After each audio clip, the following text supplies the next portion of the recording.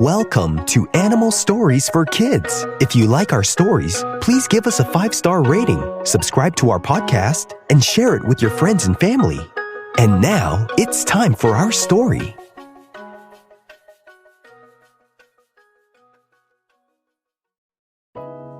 Once upon a time, there was an Asian palm civet named Ndari.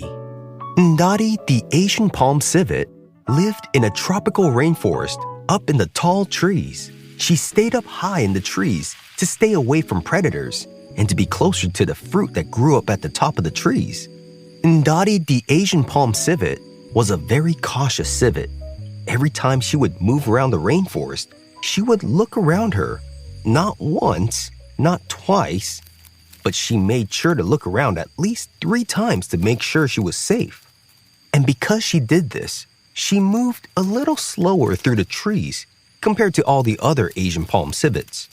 While the other Asian palm civets her age were moving fast through the tree branches, Ndari would stop every once in a while to make sure where she was going was safe enough. Once she found some fruit on a branch, she would just stay there until she had her fill. But the other civets would go to one branch and eat some fruit, then go to another branch to eat more fruit, while Ndari just quietly sat on a branch and nibbled at her food. There were 2 big reasons for Ndari, the Asian palm civet's cautiousness around the rainforest. Ndari had some experiences in the past that made her concerned for her safety. One experience was from the last monsoon season, where it got so rainy and windy that Ndari fell from a tree and was swept away by the scary cold river that ran through the rainforest. She could still remember how cold and scary it was in the river until she hit a mango tree and climbed up to safety. The other reason for Ndari, the Asian palm civet's cautiousness around the rainforest was because of an old, grumpy tiger that lived across the river. The old tiger once chased Ndari up a palm tree and forced her to jump off into the river, where she learned that she could swim better than she thought, but she still didn't like that a scary old grumpy tiger chased her up that tree to begin with. And because of these 2 traumatic experiences in her life, she was too afraid to do most things around the rainforest. Whenever the other Asian palm civets would have fun going from tree to tree and eating fruit, Ndari, the Asian palm civet, stayed put on a branch and just watched all the other civets, enjoying going around the trees and trying different kinds of fruit, while she just nibbled on her own fruit. She was used to it, and all the other civets knew her to be like this every day.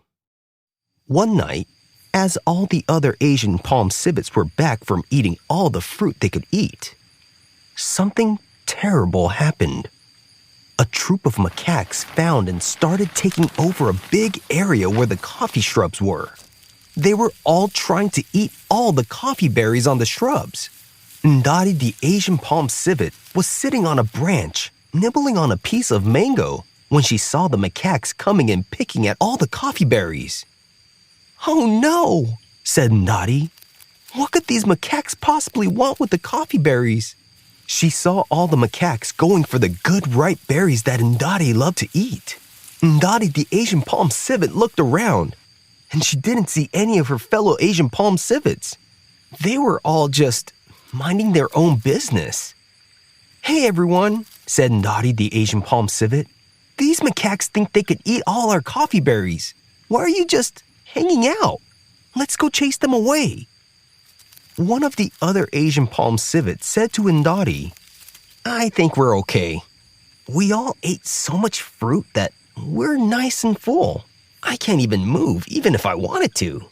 The other Asian palm civets didn't have a problem with the macaques eating the coffee berries because they all had their fill of fruit. But Ndari, the Asian palm civet, was a slow eater, and she didn't eat as much as the others, so she was hungrier than all of them at this moment. She was the only one that cared if the macaques ate all the coffee berries or not. She looked at all the other civets and said, "Well, you all might be full right now and not care, but when you get hungry later and you want some yummy coffee berries, you won't be able to find them because these macaques are eating them all." The other civet said, "We'll worry about it then. Right now, we're just enjoying watching the stars in the sky." And as they were talking to Indadi, the macaques began devouring and eating up all the coffee berries. And Indadi, the Asian palm civet's heart sank as she saw all the last coffee berries being picked out. Indadi was still hungry, and now she couldn't even eat the coffee berries that she so wanted to eat. And watching the macaques eat the berries made her want to eat even more. But she was too late, and her stomach was empty, and she needed to eat. Then, as Indadi looked around the moonlit rainforest, she saw a jackfruit tree with a lot of jackfruit just hanging ready to be picked and eaten. The only problem was that it was across a rushing river, something that Indadi, the Asian palm civet, was not excited about. And not only that, she saw the old grumpy tiger sleeping right by the jackfruit tree. "What should I do?" asked Indadi to herself. "I'm so hungry, but I can't eat the yummy jackfruit tree unless I face my two biggest fears, the river and the tiger." Indadi was scared, but her hunger was much stronger than her fear. So Indadi, the Asian palm civet, took a deep breath to prepare herself to face her fears. And she did something unheard of in the whole rainforest. Indadi took an empty durian shell that was still sticky and very smelly on the inside, and she held it with her teeth, bearing the stench as she walked over toward the cold rushing river. "I'm gonna use this durian shell to protect myself from the tiger," said Indadi, the Asian palm civet, to herself while holding the durian shell in her mouth. "And if the tiger wants to bite me, then it's gonna have to bite through the stinky, sticky shell first." So Indadi went off with the durian shell in her mouth, and she went towards the cold, scary, rushing river. She clung to the low-hanging branches, shimmying across logs and broken pieces of branches in the river. And by accident, she fell into the cold water, but she held the durian shell up high above the water. And after facing her fear of the cold, scary river, she came up out of the water and arrived on the other side.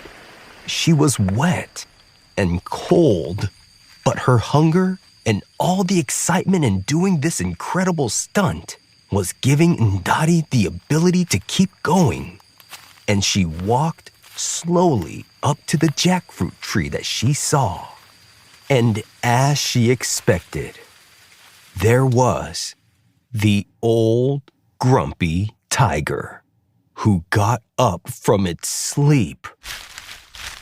Indadi hid behind the durian shell and started walking up closer and closer and closer to the tree, while the tiger was watching as this silly civet holding a durian shell was walking up to it. And as Indadi, the Asian palm civet, was inching closer and closer to the jackfruit tree, she tripped on a rock and lost the durian shell that went flying in the air and hit the tiger right in its face with a big splat. The old tiger shook its head and sneezed and wiped its face on the ground and some bushes nearby. And after the old grumpy tiger shook the durian shell off its face, it looked at Indadi, the Asian palm civet, and started laughing. Indadi was caught off guard. "What's so funny?" she asked the tiger. "Well, well, well," said the old grumpy tiger. You are the first civet I've ever seen using a durian shell as a shield.